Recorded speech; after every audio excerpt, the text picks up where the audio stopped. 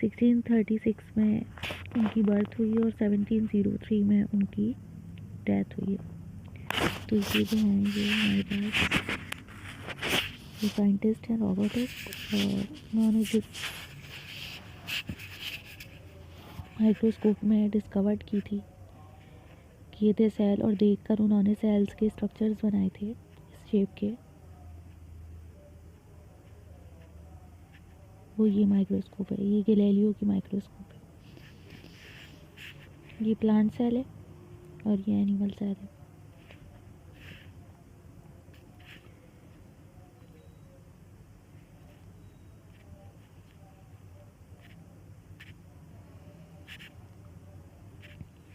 Sales की जो discovery है कि सेल्स कैसे डिस्कवर्ड हुए और उनका स्ट्रक्चर जो है वो हमें कैसे पता चला, वो सबसे पहले लेंसेज की मदद से पता चला, जो ऑप्टिकल लेंसेज हैं जो हम अपनी ग्लासेस में भी यूज़ करते हैं। सबसे पहले वो लेंस जो है वो डिस्कवर्ड हुए, तभी जो है वो सेल्स की डिस्कवरी पॉसिबल हुई। और फिर जैसे जैसे स्ट्रक्चर हमें कैसे पता चला, जब कंपाउंड माइक्रोस्कोप डिस्कवर्ड हुई, जब उस एक सिंपल माइक्रोस्कोप में जिसमें एक किस्म का लेंस लगा हुआ था, उसमें एक से ज़्यादा किस्म के लेंस लगाए गए, तो फिर क्या चीज़ डिस्कवर्ड हुई, कंपाउंड माइक्रोस्कोप जो है वो डिस्कवर्ड हुई। कंपाउंड माइक्रोस्कोप जो है वो, माइक्रोस का जो वर्ड है वो ग्रीक वर्ड है, यूनानी लफ्ज़ है, और माइक्रोस का मतलब है स्मॉल, और स्कोपियन टू सी टू लुक। माइक्रोस का मतलब होता है माइक्रो। माइक्रोन में जब कोई भी चीज़ होती है ना तो वो हमारी आँख नहीं देख सकती, तो माइक्रोमीटर में जो भी चीज़ होती है, माइक्रोन में जो चीज़ होती है, उसको देखने के लिए सब सेलुलर मटेरियल्स को जो हमारी नेकेड आई नहीं देख सकती, माइक्रोन में नहीं देख सकती, तो उनको देखने के लिए जो डिस्कवरी हुई है उसको हम कहते हैं माइक्रोस्कोप।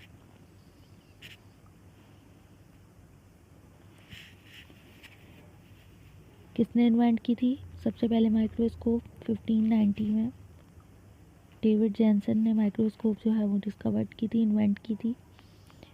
और 1610 में गैलीलियो ने, जो एक एस्ट्रोनॉमर था, माहिर फल्कियात था और एक फिजिसिस्ट था, फिज़िक्स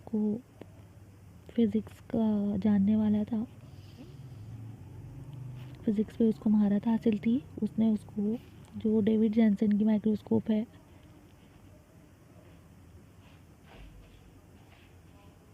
उसको इसने 1610 में डिज़ाइन किया अच्छी तरह से और उसको प्रॉपर फॉर्म में लेकर आ गया।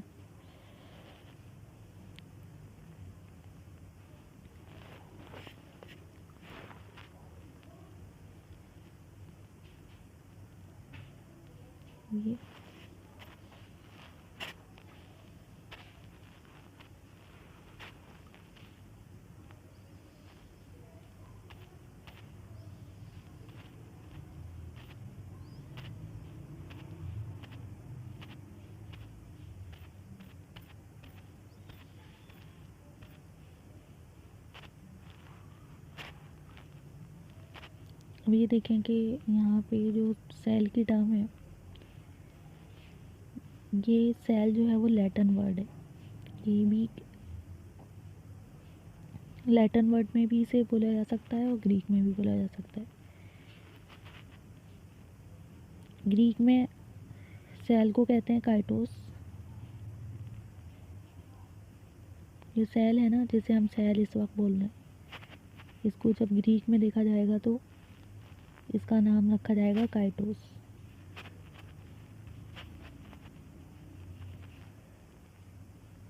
और लैटिन में इसी सेल को सेला बोलते हैं। ग्रीक में काइटोस और लैटिन में सेला। सेला का मतलब क्या होता है? Hollow space.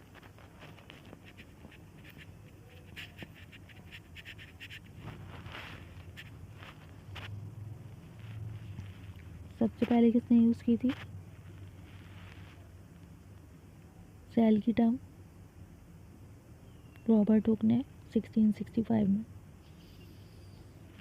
जब उसने अपनी इन्वेस्टिगेशन, जब वो कॉक सेल्स को माइक्रोस्कोप के नीचे ऑब्जर्व कर रहा था, तो उसे इस तरह के कंपार्टमेंट नज़र आए, और ये कंपार्टमेंट अंदर से उसे खाली नज़र आए। तो उन्होंने उसे किस चीज़ का नाम दिया? सेल का। हॉलो स्पेसेस हैं, और इन हॉलो स्पेसेस को, जो सेल है, उसे यूनानी में कहते हैं काइटोस, और लैटिन में कहते हैं सेला हॉलो स्पेस। ये चैम्बर्स हैं। अच्छा, फिर उसके बाद 1665 के बाद 1831 में एक और साइंटिस्ट आए। अब इस 1665 से 1831 तक ये जो दौर है, ये बहुत ज़्यादा बीच का दौर है। इस दौर में ये जो माइक्रोस्कोप है, जिसमें रॉबर्ट हुक ने इन्वेस्टिगेट किए थे स्ट्रक्चर इस तरीके के, वो माइक्रोस्कोप जो है वो और मॉडिफाइड हो गए, और उसमें अच्छे तरीके के लेंसेज लग गए। और फिर जब उसमें अच्छे किस्म के मॉडिफाइड लेंसेज लग गए, तो फिर तकरीबन 150 साल के बाद रॉबर्ट ब्राउन, एक और साइंटिस्ट, ने इन सेल्स के अंदर एक स्फेरिकल बॉडी देखी, जिसको इन्होंने किसका नाम दिया? न्यूक्लियस का नाम दिया। और कौन से सेल्स में ये न्यूक्लियस देखे? ऑर्चिड सेल्स में। ऑर्चिड्स एक ऑर्नामेंटल प्लांट होता है, बड़ा खूबसूरत प्लांट होता है, बड़े खूबसूरत फ्लावर्स होते हैं इसके, और ये घरों में सजावट के लिए यूज़ किया जाता है। देखेंगे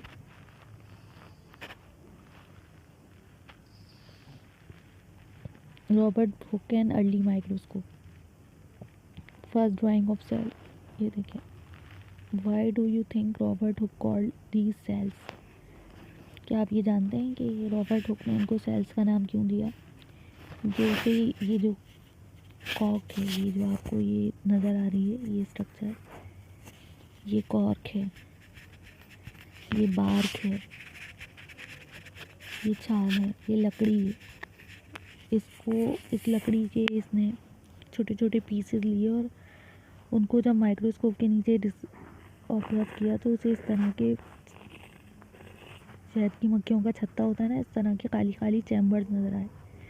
जैसे ये यहाँ पे सेल्स बने हुए हैं ना, जेल के अंदर सेल्स बने हुए हैं छोटे, ये एक सेल हो गया, ये दूसरा सेल हो गया, तीसरा सेल हो गया। तो ये इन चैम्बर्स को, इन सेल्स को उसने किस चीज़ का नाम दिया? सेल्स का नाम दिया। कंपार्टमेंट, ये एक कंपार्टमेंट है जेल का, ये दूसरा, ये तीसरा, इसमें कैदी है इसमें। तो इस तरह से इसने इन चैम्बर्स को सेल्स का नाम दिया।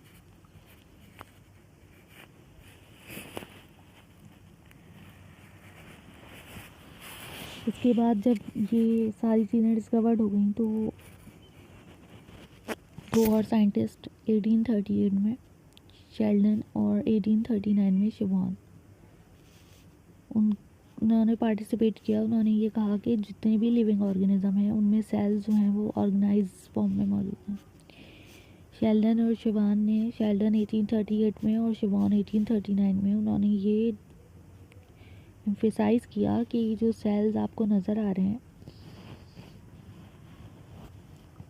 ये जो आपको सेल्स नज़र आ रहे हैं यहाँ पे, यहाँ पे और यहाँ पे, ये ऑर्गेनाइज फॉर्म में मौजूद होते हैं। और ये पूरी ऑर्गेनाइजेशन के तौर पे, जैसे ऑर्गेनाइजेशन होती हैं, उसमें किसी डिपार्टमेंट का काम कुछ और होता है, किसी के डिपार्टमेंट का काम कुछ और होता है। तो ये जो सेल्स हैं, ये ऑर्गेनाइज्ड वे में काम करते हैं।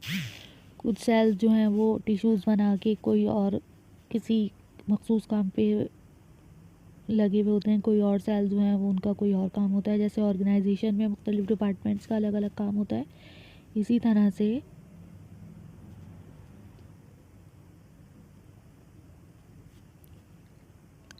इन सेल्स में भी किसी भी लिविंग ऑर्गेनिज्म में इन सेल्स का भी एक पर्टिकुलर ऑर्गेनाइज वे में काम मौजूद होता है। शिवॉन जो थे वो zoologist थे और शेल्डन जो थे वो बॉटनिस्ट थे। शिवॉन जो थे वो zoologist थे। और ये जो शिवॉन थे उन्होंने क्या कहा कि जो न्यूक्लियस है, जो सेल्स के अंदर न्यूक्लियस है, इस न्यूक्लियस के सराउंडिंग में एक लिक्विड मौजूद है।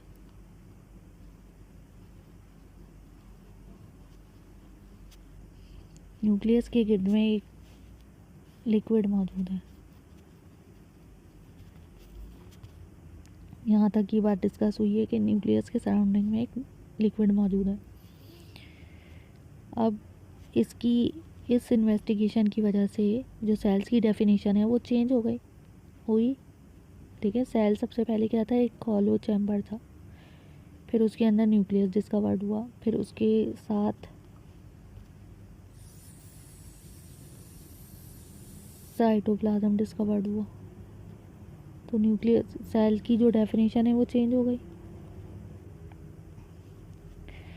अब सेल एक ऐसा स्ट्रक्चर बन गया जिसमें न्यूक्लियस मौजूद है, जिसके गिर्द में सेमी फ्लूइड मौजूद है, और ये जो सेमी फ्लूइड है ये एक मेम्ब्रेन से डिस्कवर्ड हुआ हुआ, इनक्लोज्ड हुआ हुआ, सॉरी डिस्कवर्ड नहीं हुआ हुआ, इनक्लोज हुआ हुआ एक मेम्ब्रेन है, न्यूक्लियस है, सेमी फ्लूइड लिक्विड है, ये सेल है। ये अब इस वक्त डेफिनेशन बन गई है सेल की, सिंपल।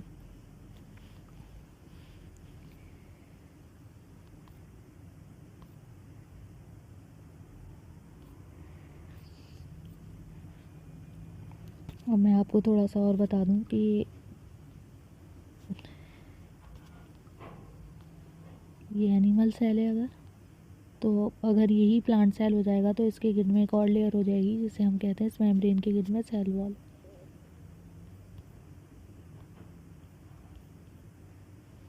और फिर सेल वॉल के अंदर सेल मेम्ब्रेन।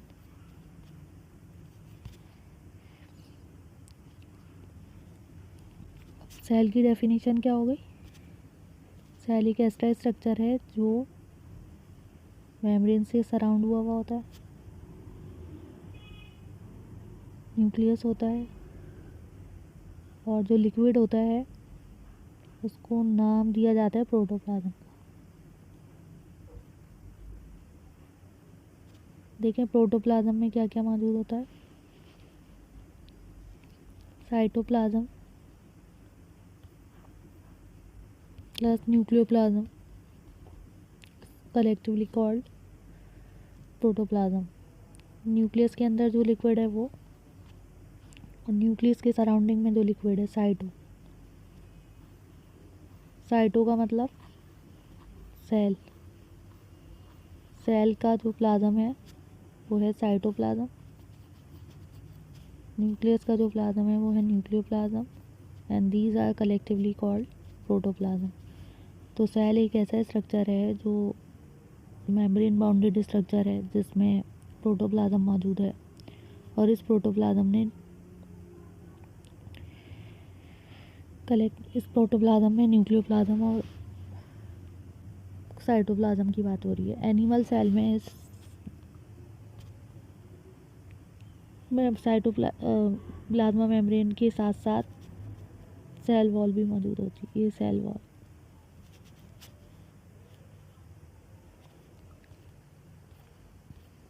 देखिए यहाँ पे आ जाए,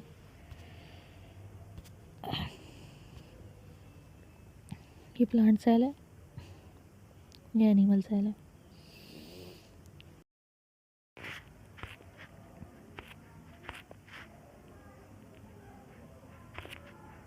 अब ये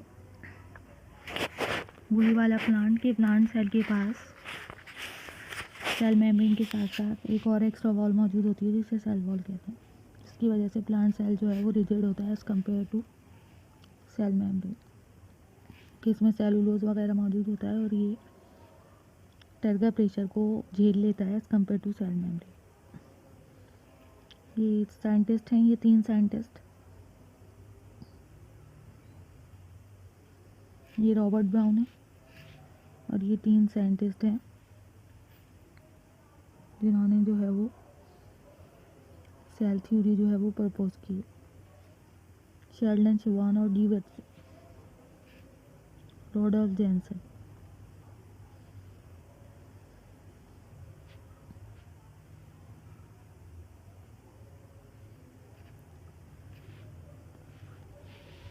ये देखिए यहाँ पे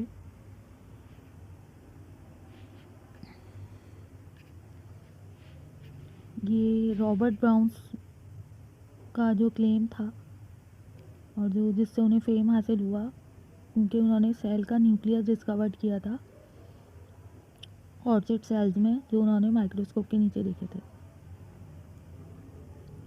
ये वो वाली डायग्राम है जो रॉबर्ट ब्राउन ने देखी थी माइक्रोस्कोप के नीचे।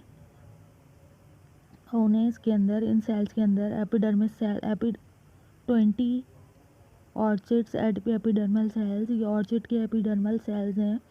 एपिडर्मिस के 20 सेल्स हैं जिनमें आपको न्यूक्लियस नज़र आ रहा है, जिसमें आपको न्यूक्लियस नज़र आ रहे हैं। यहाँ पे ये न्यूक्लियस नज़र आ रहा है, ये न्यूक्लियस नज़र आ रहा है, ये न्यूक्लियस नज़र आ रहा है, छोटे छोटे न्यूक्लियस नज़र आ रहे हैं इसमें आपको। और 3 स्टोमेटा नज़र आ रहे हैं, ये 1 2 और ये 3 स्टोमेटा नज़र आ रहे हैं और बहुत सारे इसमें आपको न्यूक्लियस नज़र आ रहे हैं। और ये Brown's special original microscope presented by the Linnean Society of London. ये वो माइक्रोस्कोप है जो माइक्रोस्कोप की ड्राइंग है जो लीनियन सोसाइटी ऑफ लंदन में रखी गई है। बड़ा एक अच्छा इदारा है ये, और उसमें ये ड्राइंग रखी गई है जो ब्राउन्स ने की ओरिजिनल माइक्रोस्कोप का मतलब वो माइक्रोस्कोप जिसमें न्यूक्लियस को ओरिजिनली ऑब्जर्व किया गया था, अंडर द माइक्रोस्कोप न्यूक्लियस को डिस्कवर्ड किया गया था। उस माइक्रोस्कोप के नीचे की ये डायग्राम है जिसमें आपको न्यूक्लियस नज़र आ रहे हैं।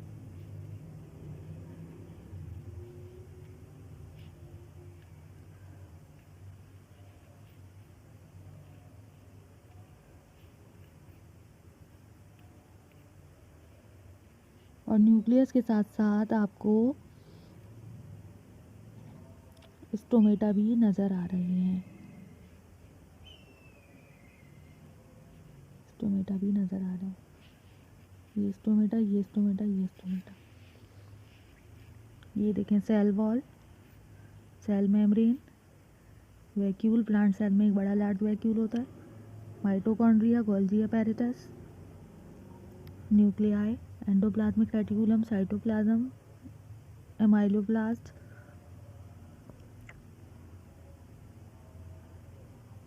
पेरोक्सीसोम। ये एनिमल सेल है, इसमें आपको instead of large central vacuole and cell wall all organelles are present instead of cell wall and large central vacuole। in animal cell बहुत सारे स्मॉल वैक्यूल्स मौजूद होते हैं, एक बड़ा लार्ज सेंट्रल वैक्यूल मौजूद नहीं होता और सेल वॉल मौजूद नहीं होती, बस ये फ़र्क है। अब इसके बाद जब हमने सेल की डिस्कवरी पढ़ ली तो अब हम पढ़ेंगे कि सेल थ्योरी क्या है। ये तमाम स्टूडेंट्स को, चाहे वो छोटी क्लासेस के हों, चाहे वो फर्स्ट ईयर सेकेंड ईयर के हों, बीएससी के हों, सबको ही सेल थ्योरी पढ़नी पड़ती है। बहुत इम्पॉर्टेंट थ्योरी है और उस पर ही सारा जो सेल बायोलॉजी है उसकी बुनियाद रखी गई है। अब कैसे इमर्ज हुई सेल थ्योरी? 1938 में जो शेल्डन थे, जो अभी मैंने प्रीवियस लेक्चर में आपको प्रीवियस स्लाइड में मैंने आपको पढ़ाया कि शेल्डन थे, बॉटनिस्ट थे। उन्होंने क्या कहा कि भले से कितना भी डिफरेंस हो मुख्तलिफ टिश्यूज़ में, उनके स्ट्रक्चर में, लेकिन जो प्लांट्स होते हैं ना, वो बेसिकली सेल से मिलके बने हुए होते हैं, और ये सेल्स जो हैं वो एक दूसरे से डिफरेंट होते हैं। उन टिश्यूज़ में जब ढल जाते हैं तो एक सेल दूसरे सेल से, कुछ मखसूस सेल जो हैं वो मखसूस काम करते हैं, कुछ मखसूस सेल्स किसी एरिया के, एपिडर्मिस का काम एपिडर्मल सेल करेंगे, हाइपोडर्मिस का काम हाइपोडर्मल सेल्स करेंगे। एपिडर्मिस में जो सेल हैं वो हाइपोडर्मिस में मौजूद नहीं है, जो हाइपोडर्मिस में मौजूद हैं वो कॉर्टेक्स में मौजूद नहीं है, लेकिन बने हुए वो सब सेल्स हैं बेसिकली। काम अलग अलग है लेकिन हैं सबके सब सेल। इसके बाद 1 साल के बाद 1839 में एक जर्मनी में रहने वाले जूलॉजिस्ट थे टी शेवान। उन्होंने एक कम्प्रीहेंसिव रिपोर्ट पेश की एनिमल की बेसिस पे कि एनिमल्स में क्या है, और उन्होंने एनिमल्स की सेलुलर बेसिस पे एक रिपोर्ट पेश की, और उस रिपोर्ट को लिया गया और शेल्डन के इस पॉइंट को लिया गया, और फिर दोनों ने मिला के अपने पॉइंट्स जो हैं वो मिलाए, और प्लांट पॉइंट्स मिलाने के बाद उन्होंने ये कहा कि चाहे वो एनिमल हो चाहे वो प्लांट्स हो, तमाम के तमाम सेल से मिलके बनते हैं। ये दोनों इस बात पर मुत्तफक थे। इसके अलावा इन्होंने ये कहा चाहे एनिमल्स हो चाहे प्लांट्स हो, तमाम एनिमल्स और प्लांट की का जो स्ट्रक्चर बनाने वाला और फंक्शन करने वाला यूनिट जो है वो सेल है।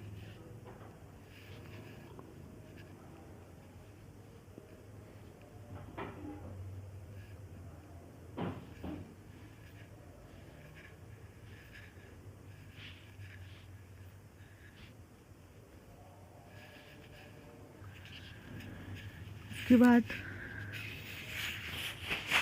शेल्डन और शिवॉन का जो आइडिया था सेल्स के ओरिजिन के बारे में वो कन्विंसिंग नहीं था। उनका जो थर्ड पॉइंट था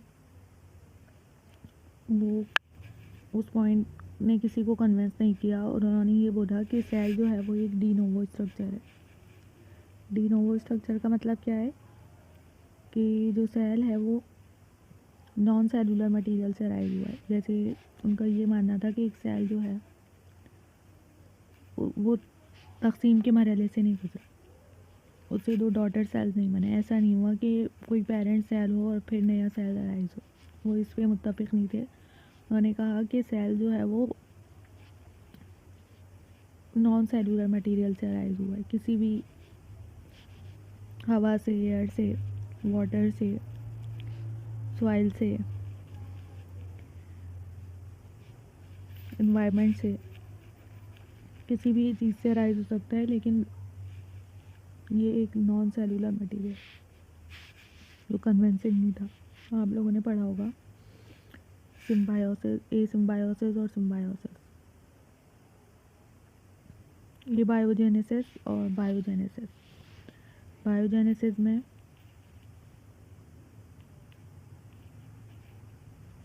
और ए बायोजेनेसिस में, यानी कि ज़िंदगी जो है वो ज़िंदगी से ही वजूद में आती है, और ए बायोजेनेसिस में हवा, पानी, आग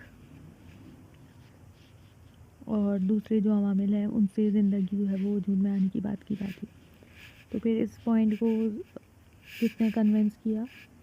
जर्मनी में गए थे कि जर्मनी में काम होता था, तो जर्मनी में रहने वाले पैथोलॉजिस्ट थे 1855 में, काफ़ी साल हो गए, 1838 से 1855, तकरीबन 15-20 साल का जो है फ़र्क है। उसमें रोडोल्फ वर्चो आए, उन्होंने कहा कि उन्होंने इस पॉइंट को जो है वो निगलेक्ट किया, और जो एक नया पॉइंट जो है वो ऐड किया। उन्होंने क्या कहा कि cells can arise only by division of pre existent cells. Cells जो हैं वो हमेशा पहले से मौजूद सेल से वजूद में आते हैं। सेल जो हैं वो हमेशा से पहले से मौजूद सेल से वजूद में आते हैं, और सेल जो है वो डी नोवो स्ट्रक्चर नहीं है। डी नोवो स्ट्रक्चर का मतलब क्या है कि खुद से अराइज होने वाला मटेरियल नहीं है, नॉन सेलुलर मटेरियल से अराइज नहीं हो सकता। पहले से कोई सेल मौजूद होगा तो माइटोसिस होगी, देन एक सेल से 2 सेल बनेंगे, अदरवाइज सेल जो हैं वो नॉन सेलुलर मटेरियल से अराइज होने वाला मटेरियल नहीं है। अब सेल जो है वो क्या डिफ़ाइन कर सकते हैं कि सेल जो है वो स्ट्रक्चरल और फंक्शनल यूनिट है लाइफ का, और ये प्रोटोप्लाज्म से बना हुआ होता है। और इस प्रोटोप्लाज्म के अंदर, ये जो प्रोटोप्लाज्म है इसके अंदर न्यूक्लियस मौजूद होता है, और न्यूक्लियस जो होता है वो सराउंड हुआ हुआ होता है साइटोप्लाज्म से, और साइटोप्लाज्म से सराउंड होने के बाद उसके गिर्द में एक मेम्ब्रेन मौजूद होती है। सेल है,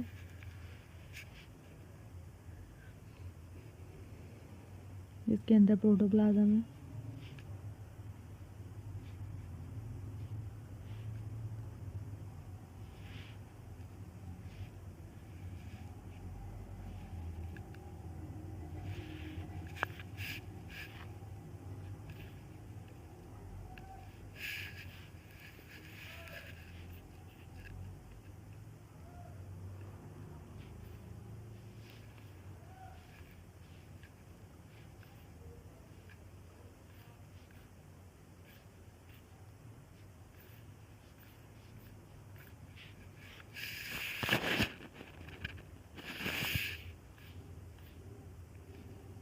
ये सेल है,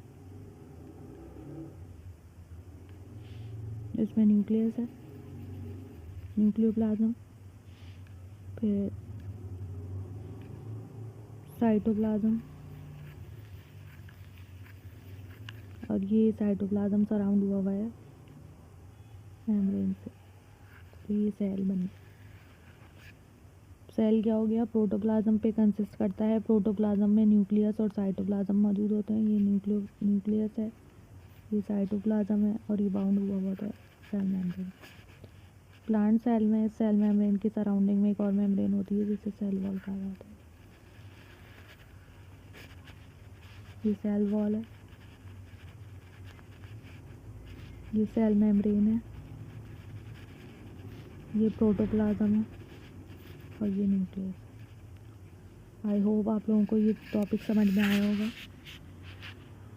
ये इनिशियली लेवल पे भी ये मददगार साबित होगा ये लेक्चर, और हायर लेवल पे भी ये मददगार साबित होगा।